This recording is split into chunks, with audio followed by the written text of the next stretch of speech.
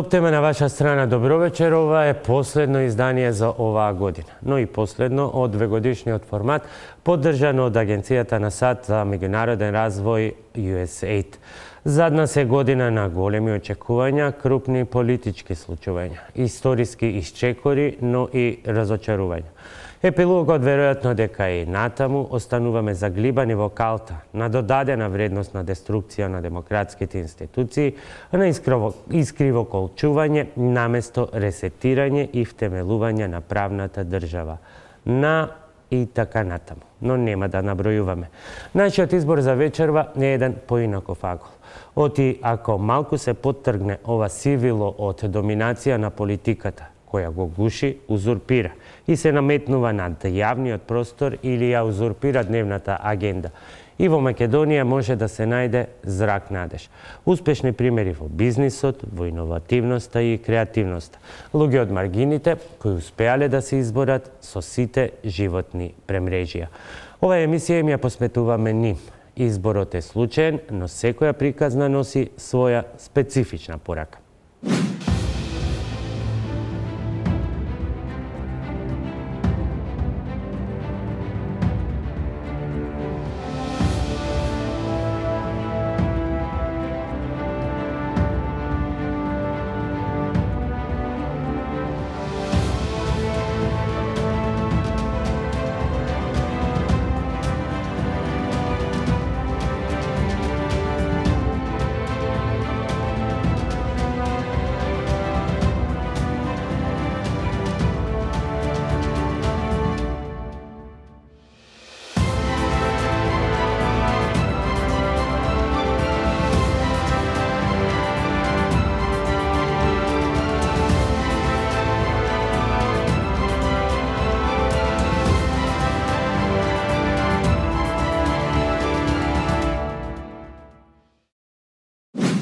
Соништата можат и да се исполнат ако постои доволно визија и упорност. Затоа може да посведочи приказната на младиот предприемач Петар Ниновски.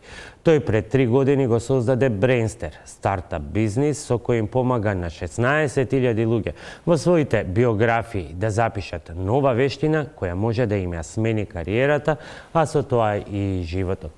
Ниновски идејата за училиште на иднината ја преточил во иновативна платформа за учење, за која вели дека нема да згасне се додека не го достигне бројот од 1 милион клиенти.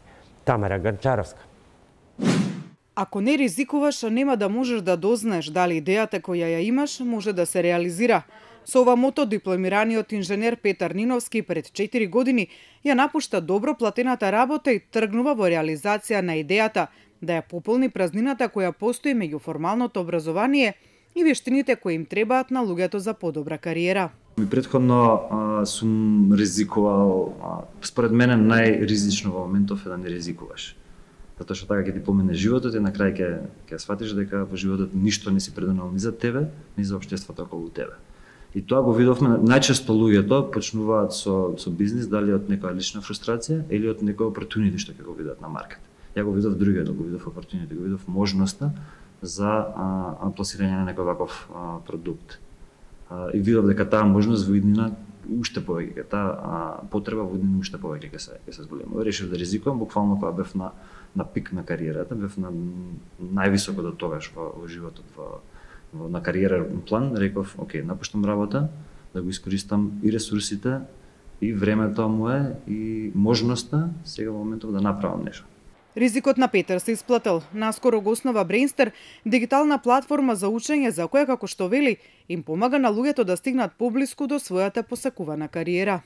Започнавме пред 3 години. До сега, тоа што го направаме, имаме обучено повеќе од 6.000 луѓе, кои сега во моментов се на еден чекор поблиску до нивната кариера и не само што ги обучуваме, тоа дополнително што го правиме, да ги поврзуваме луѓето што ќе завршат на нашите програми за дизајн, маркетинг или програмирање со компаниите кои имаат потреба од таленти. Потенцијалот на стартапот Brainster на пазарот бил набрзо препознаен од компаниите, па денеска 80 од нив вработуваат студенти кои ги надградиле своите вештини низ програмите на компанијата. Правиме евалуација на што е потребно во моментов на пазарот на труд. Тоа ги поминуваме со време со компаниите кои се наши партнери ја еволуираме потребата. Врз основа на таа потреба за кадар, креираме такви програми и почнуваме со селекција на кандидатите. Не сите што аплицираат на нашите програми можат да влезат, туку претходно постои една селекција. Откако луѓето ќе бидат селектирани, поминуваат низ еден многу интензивен процес на учење, каде што инвестираат помеѓу 30-40 сати неделно, тоа е скоро цело работно време. Програмите траат од Академијата за маркетинг од 20 недели до Академиите за програмирање до 35-40 недели. Негде на половина од процесот веќе почнуваме да ги поврзуваме талентите со компаниите кои имаат потреба од таленти. Така се движи процесот на крај. Им помагаме на оние што успешно завршиле програмата да влезат во некоја од компаниите, таму да започнат кариера и да продолжат со процесот на учење, бидејќи овој дел, односно живееме во време каде што не смееме ни во ниеден момент да помислиме да престанеме со учење нови работи. Ниновски со гордост зборува и за тоа дека Брейнстер вработува своји студенти. Во моментов, само еден од 14 вработени не поминал низ незините училници.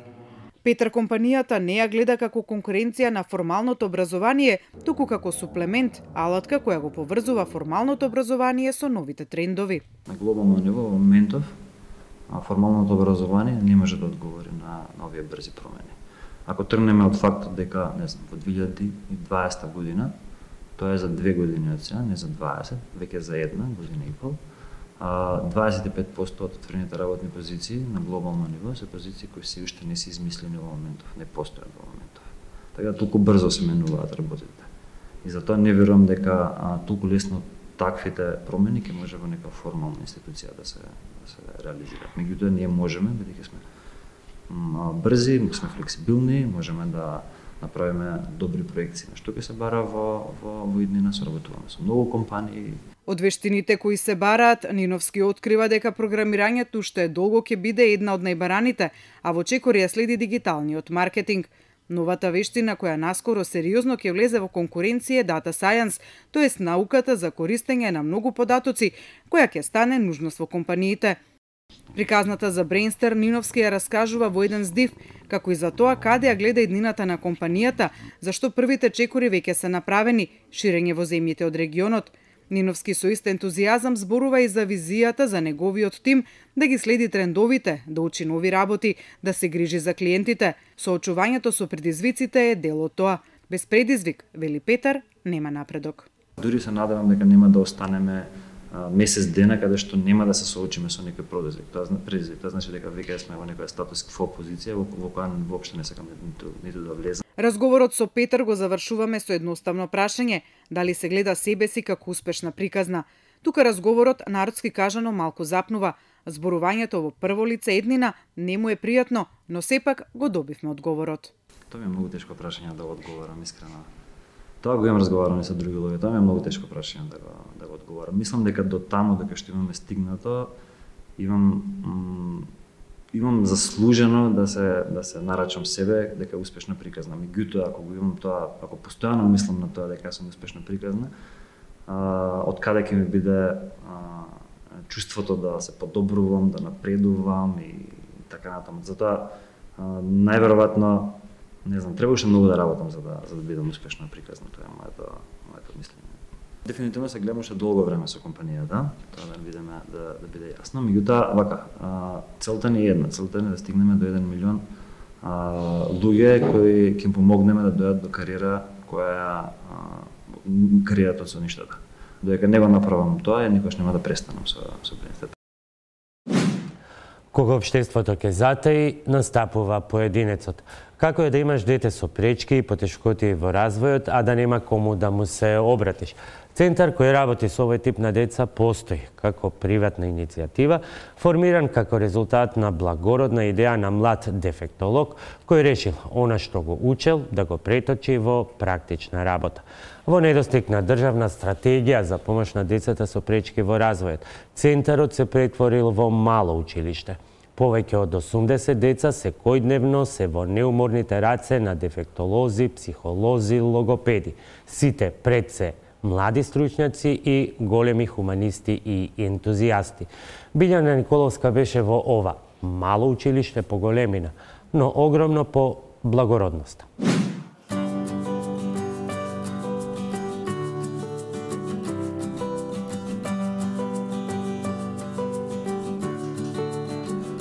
Во срцето на Скопје постои мало детско катче во кое 85 дечиња секојдневно добиваат неопходна помош. Центарот за реедукација, рехабилитација и симулација на ран развој, Даскал АБВ, го посетуваат дечиња на разни возрасти, што се соочуваат со пречки и потешкоти во развојот. Приказната на основачот Драган Даскаловски започнала пред 10 години, како дипломиран дефектолог. Одлучил да се занимава токму со она што најмногу го сака и најдобро го знае. Сам го основал центарот како благородна идеја за едукација на деца кои имаат потешкоти. Само по себе се наметна идејата и потребата да работам ова, затоа што и на студии и во пракса желбата за работа со овие деца се повеќе се зголемуваше. Колку повеќе искуства се стекнува, толку повеќе се навлекувате на тоа и сакате што повеќе да постигнете, затоа што мислам дека ова е единствената работа во која што немате лимит и граница и цели кои што треба да ги достигнете или што ги достигнете да завршувате со работа. Прва со која се сретнавме во училиштето е познатата пејачка Ребека Јанковска-Ристовска. Но речиси да не разговаравме за незината кариера. Во фокусот на незиното постоење сега е некој кој го исполнува секојдневието. Незиното синче Маркијан е првото дете со кое Даскал ја стартувал својата работа. Маркијан беше првото дете кое што почна работи со него и после толку искуства различни со други дефектолози, логопеди, свативме дека тоа е најдоброто решение. После еве толку години, ова прерасна навистина во еден прекрасен центар кој што мислам дека е исклучително важен. Неговото постоење е многу важно затоа што не многу имаме центри во Македонија, во Скопје можеби повеќе, во Македонија се многу малце и секогаш треба нешто плюс за овие дечиња затоа што работата со децата со попреченост е навистина многу важна, уште од најрана возраст, значи рана детекција, рана интервенција, да се реагира на време, затоа што навистина има огромни резултати ако се фати работата со време. Јасмина Мицевска е мајка на 9-годишната Калина. За состојбата на собственото дете дознала на 2,5 годишна возраст, пошто шокот бил голем, но морало да се продолжи понатаму. Првично кога дознале за постоењето на еден ваков центар биле скептици, особено поради младоста на основачот со кој требало да работи Калина. Почнале со помалку часови, но како се подобрувала состојбата и се гледала на смевката на лицето на Калина, така се зголемувале и сатите поминати тука. Колку е доволно. Почнавме со 2 часа за да сватиме дека тоа не е ништо, па зголемивме на 3, на 4, па на секој ден, да денеска ја носам Калина секој ден по 3 часа. Кога разговарам со други луѓе, мислат дека тоа е многу, значи има поделени мислења, колку е многу, што е малку, што е многу, колку е доволно. Така да јас верувам дека додека се помали децата, колку повеќе вложиме во нив, резултатот ќе биде подобар. Напредокот кај детето почна да се гледа од самиот почеток, кога би ја знаеле Калина пред 6 години и оваа Калина сега, ќе ви стане јасно, нели, за успехот кој што заеднички го имаме постигнато. Тимот на центарот Даскал АБВ брои 10 логопеди, дефектолози и психолози. Третманите се индивидуални, пристапот е за секој дете посебен, но поради проблемите кои ги имаат овие деца, сепак се воведуваат и нови методи, како што се групна терапија на 2 до 3 деца, со слични способности и интереси. Со овој пристап тимот верува дека ќе постигне поголеми резултати за полесна меѓусебна комуникација, но и социјализација на дечињата. Дел од децата посетуваат интензивен третман, со кој тука поминуваат од 5 до 8 часови дневно, во зависност од можностите. Се работи по добро структурирана програма која ги опфаќа сите области од развојот, а кај голем дел од децата она што се очекувало и се постигнало. Вработените велат дека токму во ова центарот е специфичен и препознатлив. Работата со децата во нашиот центар училницата Даскаловски не е ограничена во однос на видот и степенот на попреченост кај децата, туку нашата работа се заснова пред се на поттикнување и развивање на одредени области кај децата, како што се моторика, говор, когниција, однесување, самостојност, внимание, секојдневни вештини. Во центарот училница Даскаловски работиме со различен вид на дечиња со потешкоти.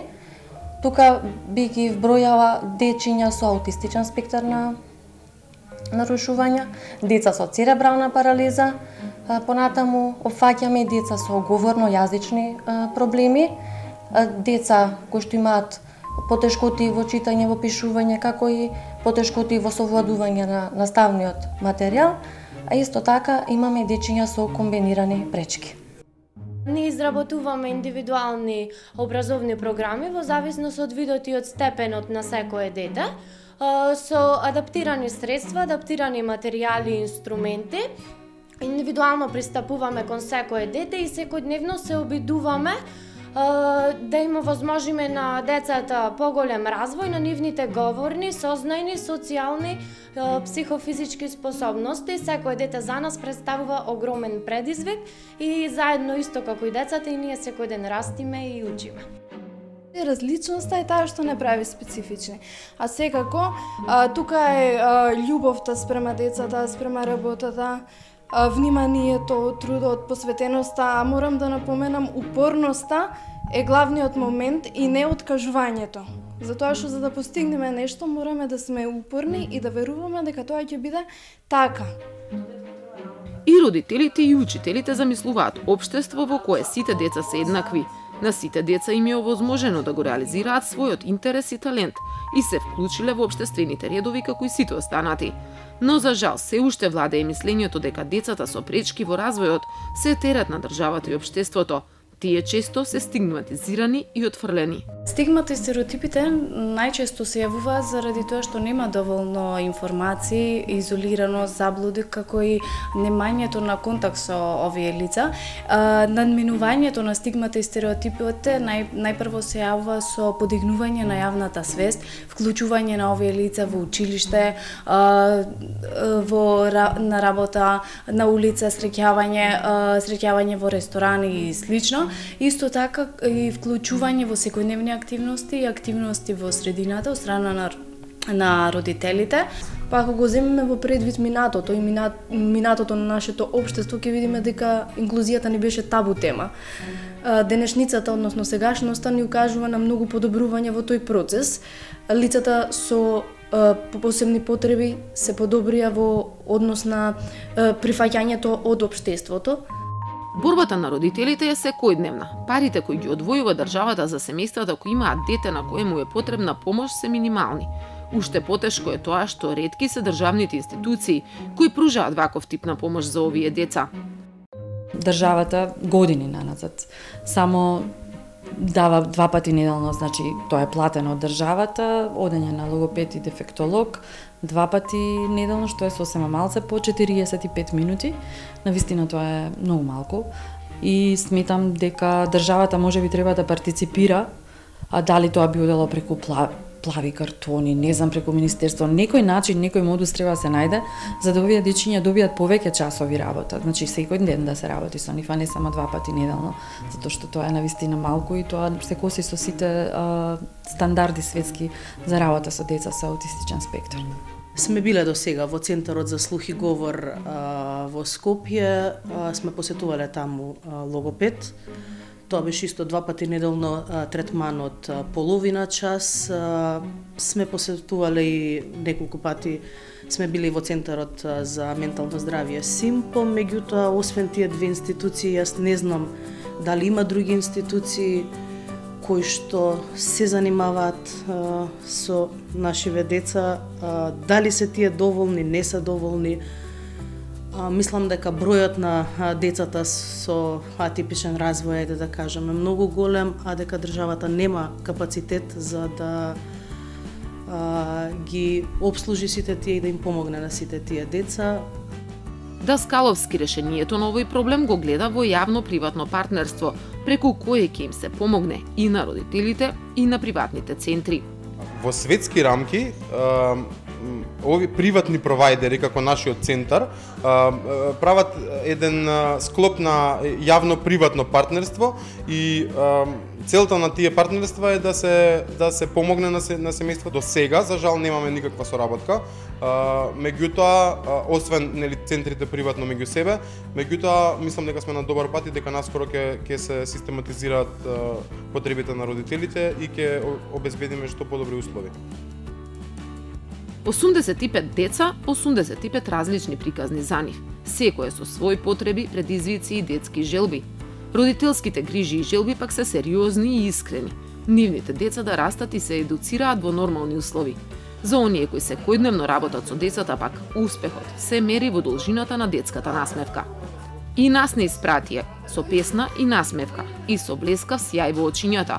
Новите предизвици да ги совладаат вештините на живеењето се пред овие 85 главчиња. 10 темини учители се подготвени да помогнат во реализацијата на заедничките желби. Животните приказни на децата израснати без родители се тажни, но шансата која системот и општеството мора да им ја даде без предрасуди и стигматизација покажува дека тие можат да бидат навистина успешни луѓе и успешни примери. Таква е животната сторија на Силвана Ивановска, млада жена, израсната во домовите за деца без родители, штитеник на СОС Детското село, денеска магистрант на политички науки и безбедност, вработена во Министерството за надворешни работи. Сепак Силвана и покрај фокусирањето на образованието и кариерата има мисија да биде гласноговорник на децата од СОС Детското село и лобист за вработување на децата кои во животот на возрастните зачекоруваат без родителска љубов. Повторно имаме Тамара Гранчаровска. Нежна однадворно, цврста одвнатре.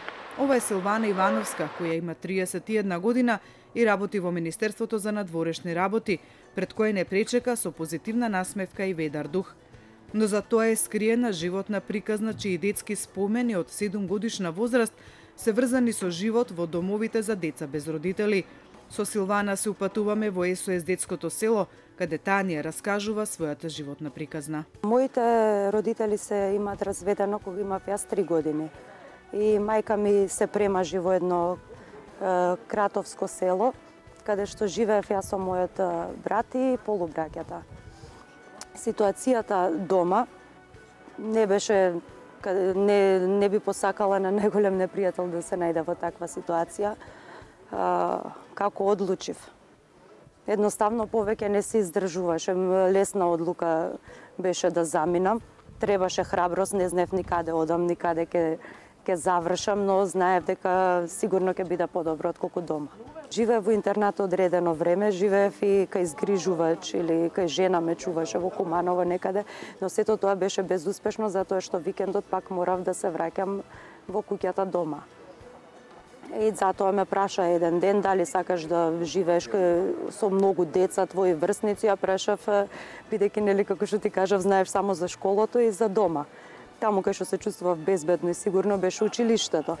Ке има ли училиште, прашав го, ми рекоа ке има и се согласи веднаш. Центарот за социјални работи ме смести во детскиот дом 25 мај, затоа што немало место во другите институции во тоа време. Живеев таму година дена.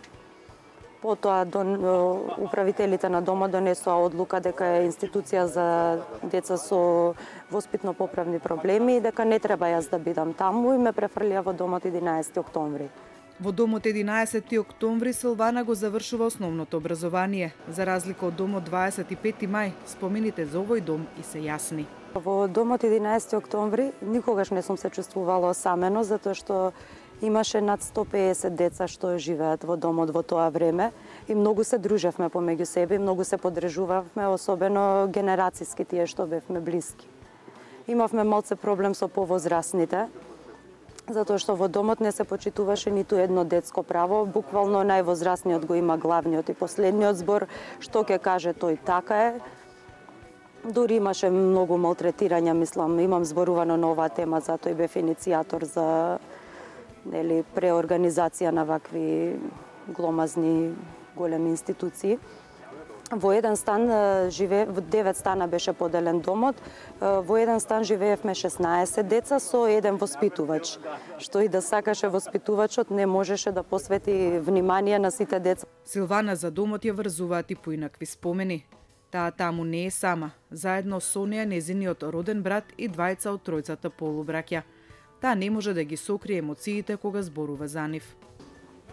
Еден ден го снема во домот брат ми.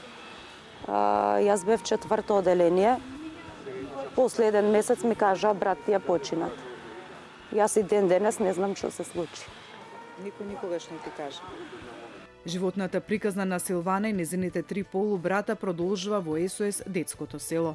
Бев скептична на почетокот, затоа што бев 8 оделение и тогаш мислев дека е време јас да ги направам промените во 11 октомври. Сите пропусти, малтретирања и таа анархија што владееше таму, дека беше време да престане.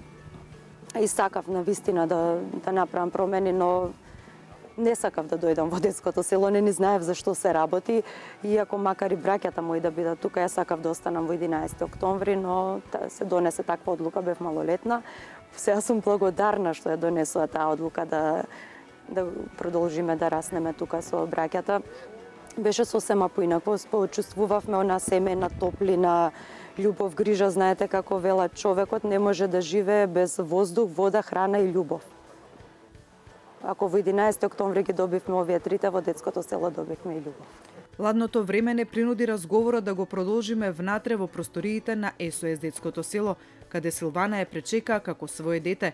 Незината насмевка ни покажа дека и таа ги споделува истите чувства. Вели дека без поддршката од вработените во домот не би била таму каде што е сега. Беше интересно, повеќе им беше проблем на СОС мајките со мене, отколку јас што имав проблем, затоа што бев највозрасна и бев во тинејџерските години. Нели, како и секој друг тинејџер ги искусував истите животни предизвици, плюс дополнително тоа мене ми беше период кога јас се прифатив себе си. Кога сватив дека јас на моите браќа сум и мајка, и татко, и сестра. Дека јас, доколку не направам чекор напред, доколку не успеам, ќе биде многу потешко и за нив. Тоа беше клучниот момент. И единствен излез видов преку образованието. Силвана како стипендист на Универзитетот ФОН го завршува факултетот за безбедност. Таа е првото дете кое дипломирало од СОС детското село, пошто во животот тргнува сама, оставајќи ги помалите браќа во селото. Воопшто не е лесно. Еве, јас и ден денес сум подстанар, мислам, под кирија живеам. Со нашите примања во Република Македонија не можеш да си дозволиш да си купиш стан. Значи е тешко. Борба е, затоа и нашиот апел е до владата на Република Македонија да се поработи малце во делот со социјалните станови, да се види кои луѓе ги имаат земено тие станови, затоа јас како што гледам децата без родители ги немаат земено, а се наменети за деца без родители. Борец по природа Силвана во 2011 година е еден од иницијаторите на кампањата за вработување на децата без родители и младите во социјален ризик. Кампањата за вработување деца без родители беше прифатена од тогашната влада како програма Д10, преку која се вработени над 130 деца без родители, кои се доста се покажале како успешни во тоа што го работат. Пример, јас бев една од тие лица што се вработив прво во Министерството за труд, потоа добив трансфер во Министерството за надворешни работи. Сметам дека е важно оваа активна мерка на владата да остане активна, затоа што веќе 2 години нема вработување, беше активна мерка кај што ќе има годишни вработувања. Јас не ги сакам овие поделби, вработување на деца без родители, вработување на друга категорија, на според разни параметри, но потребно е затоа што децата без родители немаат поддршка, немаат каде понатаму. Тоа не мора да значи сите да се вработат во државна администрација, може да работат и во приватни компании. Заминуваме од СОС детското село. Силвана треба да се врати на работа, но има време да испиеме едно кафе блиску до Министерството каде што работи. Таму ја заокружуваме приказната за неа. Таа денес е магистрант на политички науки и на безбедност и е запишана и на втор факултет за социјална политика. Живее во изнајмен стан заедно со двајца од браќата, третиот живее во Струмица. Вели, не е лесно, но се заедно. Секој човек си има предизвици со кои се соочува во животот. Сега некој има посложени, битно е ти како ќе се справиш со нив, како ќе се избориш и да имаш двигател, да имаш надеж, никогаш да не се откажуваш. Оптимист по природа Силвана е пример за останатите деца од СОС детското село, дека иднината може да биде обоена во светли бои. но со еден и единствен совет како. Учењето пред се, јас така сум успеала, така ќе успеат и тие, гледам дека прифаќаат. Време е таа да се врати на работа. Не испреќа со истата насмевка и ведрина со која и не пречека. Животот не ја погалил, но таа на тоа му пркоси со сета сила која ја има и цврсто чекори напред. Вообичаен летен одмор, полн со младешки лудори, за него ќе биде ковен. Скок во базен, трајно ќе го врзе тогаш 21 годишниот Вангел Тркалјанов за инвалидска количка. Но тој не дозволил телесната попреченост да го лиши од животот. Сега лета со падобран, скија, плива и со својата животна девиза "Животот е убав и во инвалидска количка" им помага на многу луѓе со попреченост да продолжат да му се радуваат на животот, надминувајќи ги пред се психолошките бариери, кои некога знаат овие лица да ги оддалечат од ним толку потребната социјализација и инклузија во општеството. Јордан Дуков ја има оваа сторија. Вангел Тркалјанов од Кочани е лице со попреченост, но неговата попреченост не го спречила да продолжи да се занимава со екстремните спортови кои се негова пасија уште пред да му се случи повредата во 2005 година, која направила животот да го продолжи во инвалидска количка. Тој денес скија, плива, скока со падобран, лета со параглајдер, оди на рафтинг, вози велосипед, се качува по карпи. Екстремните спортови биле нераскинлив дел од неговиот живот и пред да му се случи повредата. Јас и пред мојата повреда возев ролерки во скейт парк, бордав, скијав. Слично како и истите работи кои што ме привлекуваат и сега.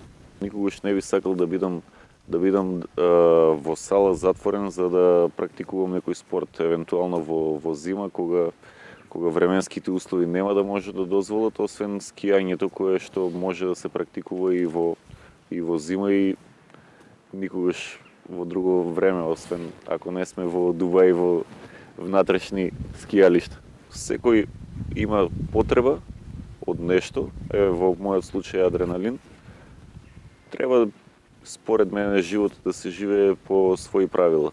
Во рамки на можностите да се запази безбедноста и да се ужива во животот, да се живее со полни гради. А со полни гради тој продолжил да живее практикувајќи ги екстремните спортови кои нудат адреналин, возбуда, но и нови предизвици. Јас од првиот момент после мојата повреда почнав максимално да ги користам сите мои потенцијали за да во почеток да бидам способен самостојно да живеам или делумно способно, бидејќи кај нас дури сега заживуваат сервисите за подршка на лица со попреченост, што ни овозможуваат на нас да можеме да живееме независно од нашите фамилии или независно од установите кои што нудат згрижување на лица со попреченост. Така да таа моја борба ме врати повторно и на спортовите. Првин, како што реков, тоа беа спортови во затворено, спортови кои што мене реално не ме привлекувале како теретана, меѓутоа беше неопходно за да можам да се вратам во состојба во која ќе можам да функционирам. Потоа следуваше веднаш и пливањето, со што се занимавав и пред мојата повреда. И после, можам да речем, после многу години, бидејќи кај нас ги нема овие спортови, почнав да се занимавам со малку поразлични спортови, од кои скијањето беше првиот кој што вистински ме поттикнуваше на тоа да бидам спортски активен.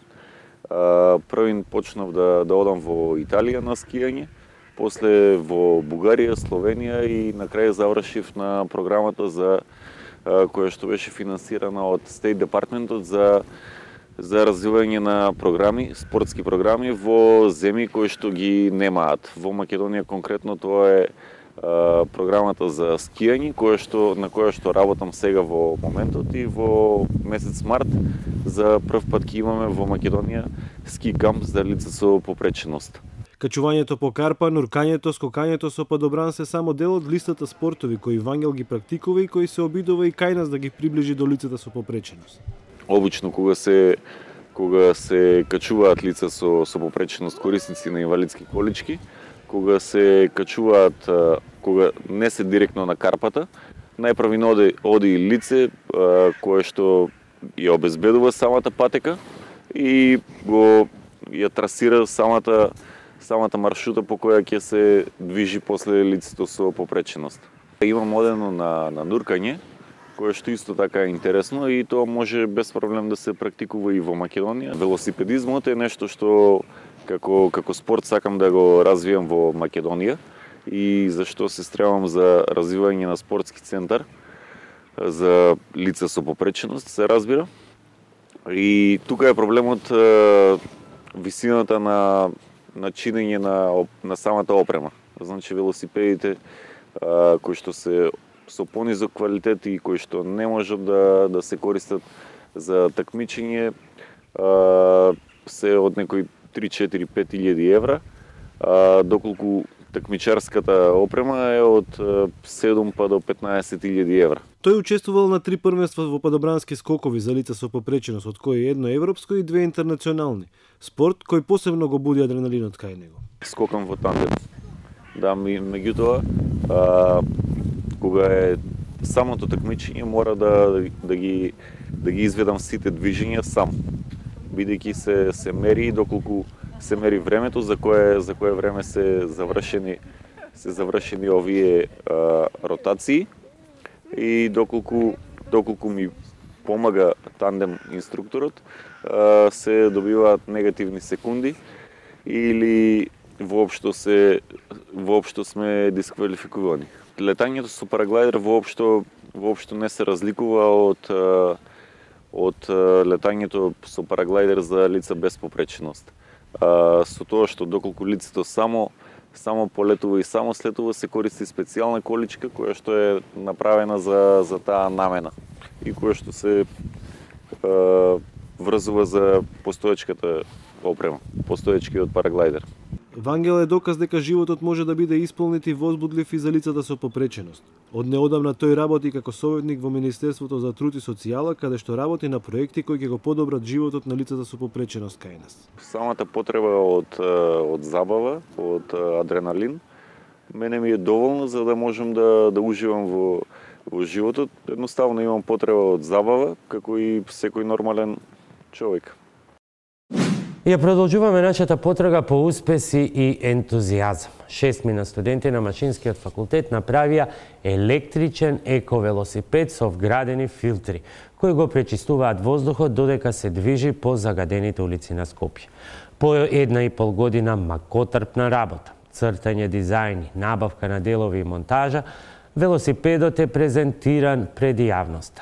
Проектот Get Велосипед засега е во фаза на прототип. Студентите имаат план да развијат паралелен систем на јавен транспорт со нивниот модел на ековелосипед со поставување на станици каде тој ќе се изнајмува и со користењето барем малку ќе се намали загаденоста на воздухот.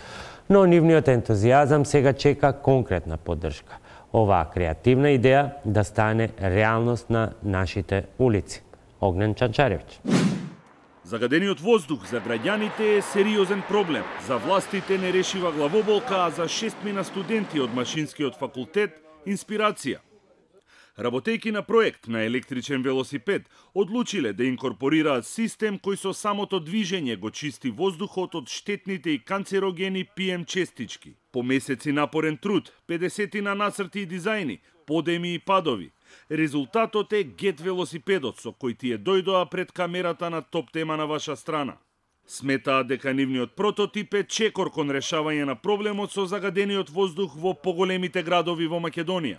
Се запрашуваме дали може да направиме нешто што покрај тоа што нема да емитираме загадување во самата околина, дали може истото и да го намалуваме.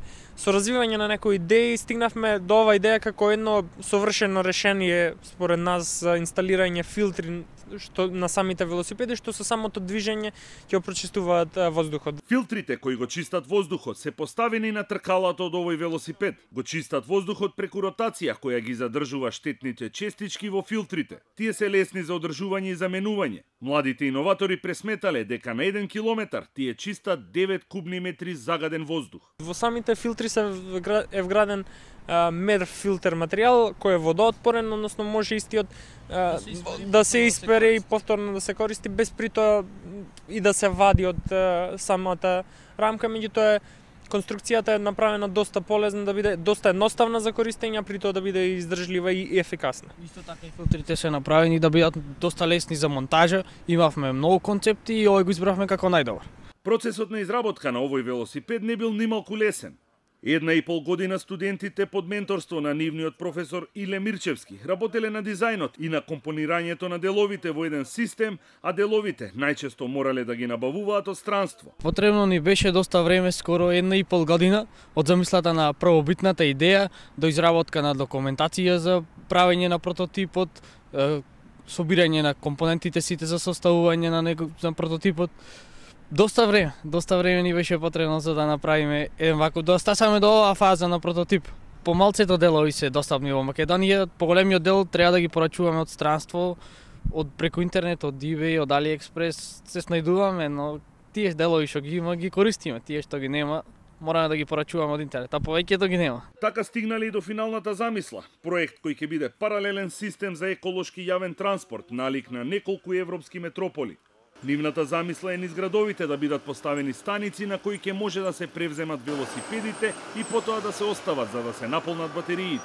Get велосипед всушност представува проект градски екотранспорт, односно јавен транспортен систем каде што секој граѓанин, секој корисник, па и секој турист може да изнајмува велосипед, да го користи по своите потреби, потоа да го заклучи самиот велосипед и да го користи како замена, односно алтернатива за било кое друго транспортно средство. Прототипот велат дека ги изненадил нивните колеги на Машинскиот факултет, од кои добиле само позитивни критики и безрезервна поддршка. Тие пак се изненадени од позитивните реакции на јавноста и поддршката која ја добиваат.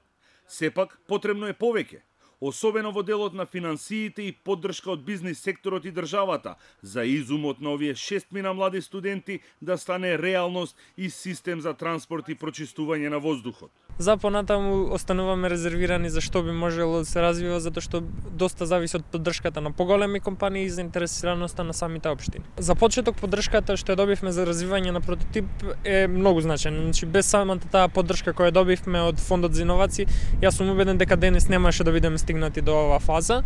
За понатаму нормално, бидејќи градски транспортен систем, јавен транспортен систем во суштина кој би се имплементирал на ниво на градови како што веќе имаме примери во Париз, во Мадрид и така натаму, треба доста се уште треба доста финансии, треба доста поддршка, доста заинтересираност од самото општество најпрвен, затоа што доколку самото општество не е заинтересирано, ниту големите компании кои можат да го реализираат тоа брзо, ниту самите општини би појавили интерес за имплементација на еден ваков систем. Многу зависи од самиот обем на производство, во самата потрошувачка, доколку се произведуваат велосипеди серијски за градски системи, тоа би одело доста брзо, а доколку е поединечно производство каде што не се произведуваат голем број на велосипеди, тоа би одело значително поспоро, меѓутоа не би требало да биде повеќе, да кажеме, една недела од порачка до продажба на самиот велосипед. Меѓутоа тие тука не застануваат.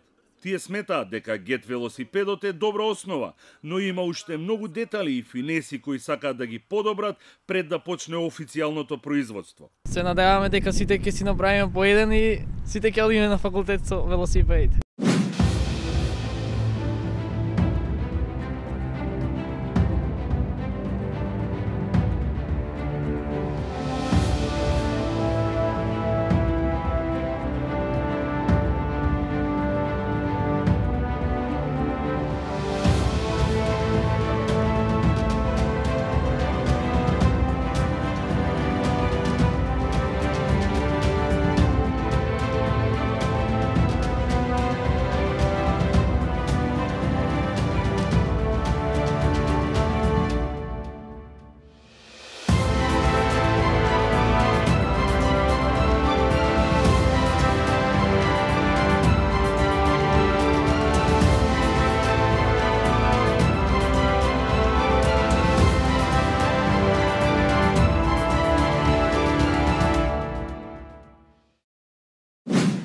Да, уште едно попатно подсетување на дел од она што во изминатите 2 години можевте да го видите во топ тема на ваша страна, а во ова наше символично исцртување на еден мозаик на успехот и ентузијазмот не доведе и до замногумина познатиот проект ретвитни оброк.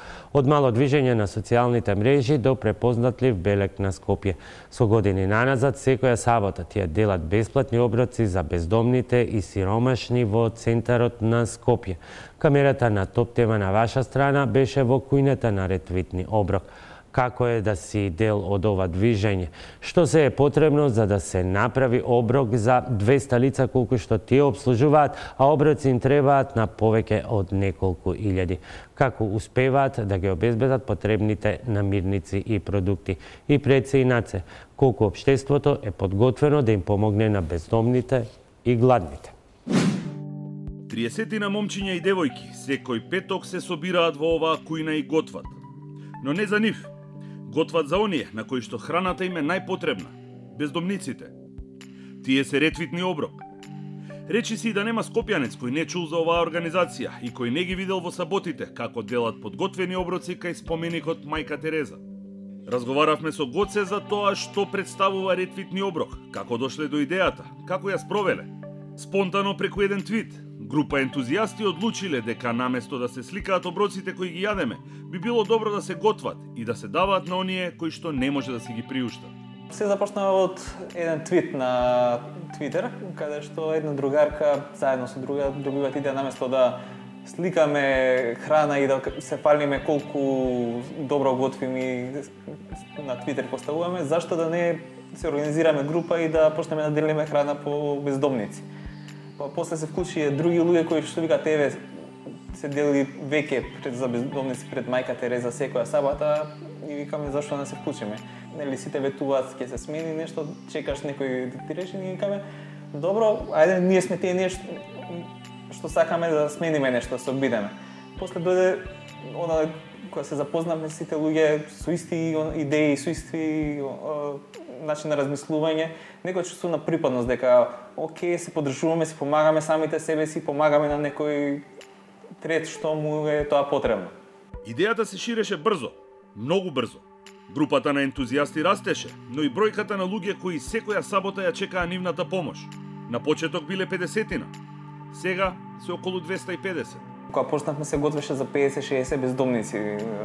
Со тек на време доаѓавме, секој готвеше сам дома по 5-10 оброци, што е лесно. После се собравме како група да готвиме заедно, за да си го лесниме и да биде позабавно, да има тоа дружење, чувство на припадност, да биде весело.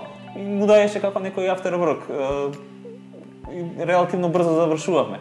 Но со тек на време бројот на бездомници се зголемуваше, сега сме до негде 200-250 може бездомници и оброци што делиме, што веќе во петок ние целовечерна програма. Ние сме сите вработени на различни места, никој не се знаеше, доаѓаме после работа, кој кога може 4-5 и завршуваме може во 10-11 додека се измија садови и се исчисти просторот. Петоците и саботите им се резервирани за ретвитни оброк, без исклучок, затоа што тие сакаат, но и затоа што некои ги очекуваат и ги чекаат. Во кујната е контролиран хаос, но секој има своја задача. Гоце не сакаше да открие кој е Џејми Оливер во кујната. Специјални рецепти за оброци немаат, стилот на готвење е војнички, но некогаш знаат да се соберат и да сготват за себе. За рецепти малце војнички начин на готвење, кај што се става големи казани, кај што мора нешто брзо што да се сготви, да се направи. Нема некои специјални рецепти што правиме, мада знаеме понекогаш да си дојдеме за наша душа, онака да си сготвиме, да си се подружиме. Менито на ретвитни оброк секогаш зависи од донациите. Тука е Фрешис, кој секогаш донира овошје, каде има пункт за граѓаните кои сакаат да остават храна, како и Промес, кои донираат дел од своите продукти. Некогаш и компании организираат тимбилдинг во нивната кујна, наместо да прославуваат во ресторани. Што ни се донациите, од што луѓе што сакаат да донираат, да го помогнат ретвитни оброк, што ќе донираат. Некогаш има, не знам, цел пакет тестенини, друг пат ориз, некогаш граф. И зависи таа недела што сме добиле донација, гледаме што имаме од намирници и во однос на тоа одлучуваме, еве, денес ќе се сготват, не знам, може 50-60 оброци граф, 20 оброци ориз, 10 оброци тестенини. Следната недела, зависно што имаме, тоа ќе се сготви. Нешто кога ни фали, купуваме и со сопствени средства. И луѓето што донираат пред Мајка Тереза, купуваат со сопствени средства, ги готват оброциве. Така да начинот на собирање на најразлични начини, онака. фирми што се одговорни граѓани што сака да помогнат и на крај самите ние. Во нивната работа има многу емоции, особено кога ќе им се сретнат погледите со бездомниците на кои што им ги делат оброците. Овој момент ги гледаш и имаш некој чувство на тага, знаеш дека реално не можеш да им помогнеш, евентуално само малце да им го лесни животот. Успехот на ретвитни оброк се гледа не само преку насмевките и задоволните лица на бездомниците во сабота напладне. Општеството, чекор по чекор се менува, бидејќи луѓето се интересираат и сакаат да се вклучат во нивната идеја и нивната работа. Луѓе што сакаат да сменат, да не се приклучуваат и навистина го прават тоа. И тоа е навистина позитивно што се менува во општеството. Ние им даваме таква можност. Тоа е позитивната страна на ретвитни оброки што навистина е задоволство да се види после толку време поминато дека не сме само ние, веќе почнуваат и другите да го прифаќаат тој начин на размислување и да се вклучуваат. Има многу луѓе кои сакаат да сменат нешто, но не можат да се поврзат, да се вклучат, да најдат начин преку кој ќе може да помогнат. Ретвитни оброк е вистинското место каде што вложениот труд ќе се исплати и ќе смени нешто во нашето општество, во кое се помалку се грижиме едните за други. Топ тема на ваша страна, последно издание за оваа година. Продолжуваме по рекламите.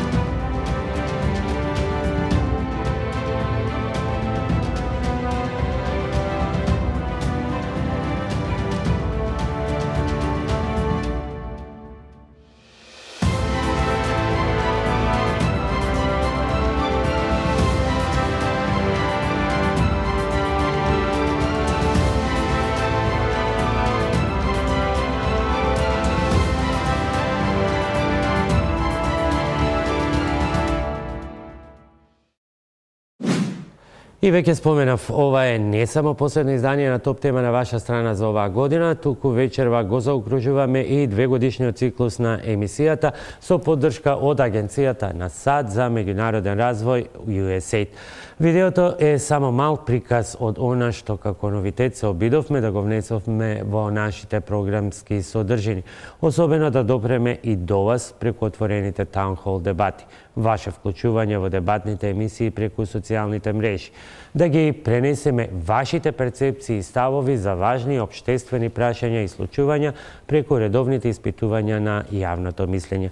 Составен дел од проектот во соработка со МЦМС беа и конкурсите за граѓанско новинарство.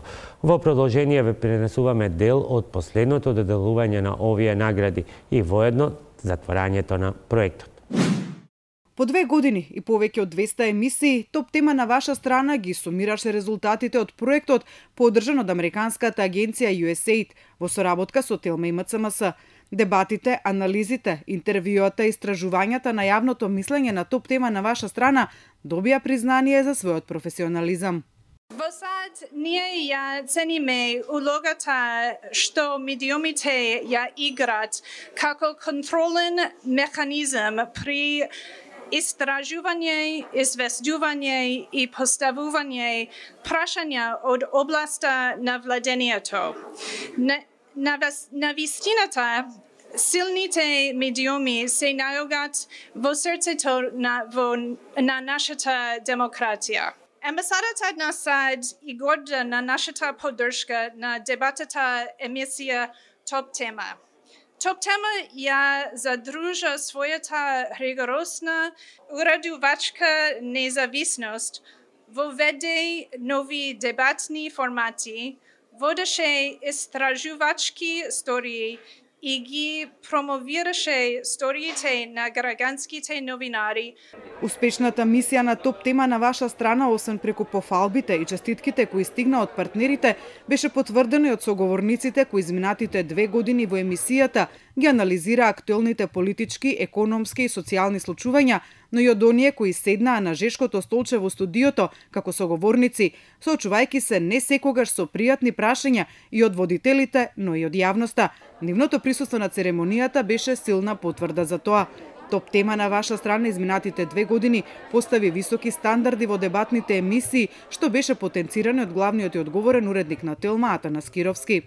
За нас е повеќе од 200 изданија на топ тема на ваша страна, проект кој го стартувавме токму со таа цел да понуди нов квалитет и нова димензија во телевизиското новинарство. Благодарение на поддршката на USAID, која ги препозна тие нови вредности и не поддржа, успеавме да наметнеме и нови содржини, но пред се и нови стандарди.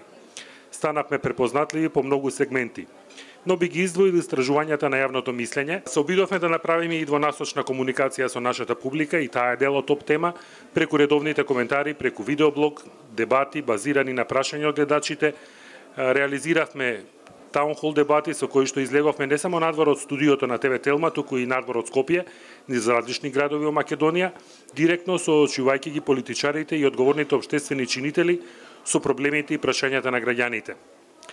Поведовме жешко столче, многу политичари се печеа на тоа столче со прашања на новинари, на представници на невладиниот сектор, на експерти, и горди сме што многу од овие сегменти станаа модел кој почна да го следат и други телевизии во креирањето на нивните програми. Топ тема на ваша страна преку своите емисии активно го вклучи и граѓанскиот сектор во детектирањето на состојбите во општеството, но и нудењето решенија. Една од додадените вредности на топ тема на ваша страна беше синергијата што ја постигнавме со граѓанските организации. И нема да кријам дека еден од мотивите на Македонскиот центар за меѓународна соработка беше токму тоа, да обезбеди малку поголема видливост за граѓанските организации и поголема соработка со медиумите. И тоа беше еден од мотивите да се вклучи во аплицирањето на повикот на USAID. Драго ми е што телевизија Телма и МЦМС беа добитна комбинација, не само заради тоа што го добија проектот, туку и заради резултатите што произлегоа од овој проект.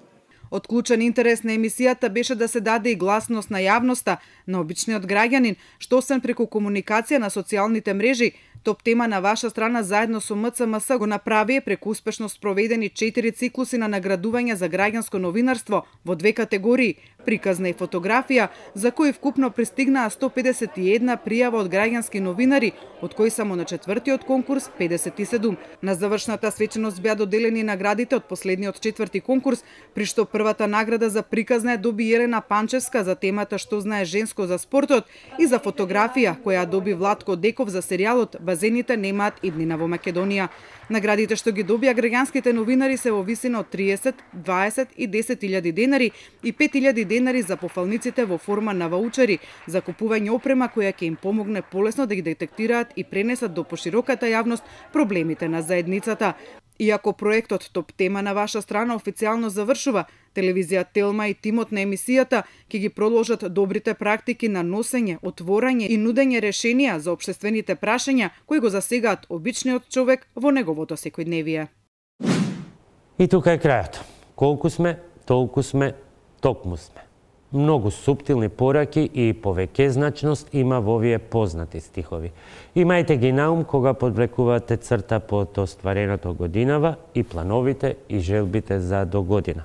Од името на целиот тип на топ тема на ваша страна ви посакувам среќни празници. Се гледаме повторно од 14 јануари.